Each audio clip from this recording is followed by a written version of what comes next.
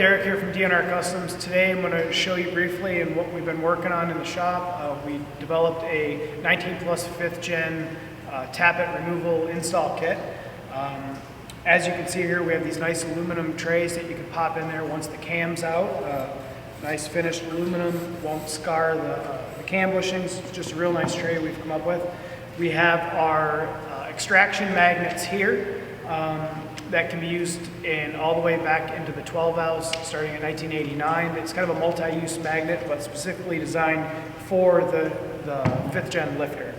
You have our 12 install magnets. You're going to use these on your 5th gen Hamilton tappet conversion kit. And then we have 12 of these. We include the little clamps to be able to hold either magnet up when you're doing the job. Also, this little dial here to help push in the tappets to get back towards the back of the engine, which makes it a little bit difficult. These can be found on our website. If you have any questions at all, feel free to reach out to the shop, give us a call, send us an email. We'd be glad to help. We're hoping this will make guys' life easier in the shop and just the DIY guy doing it at home.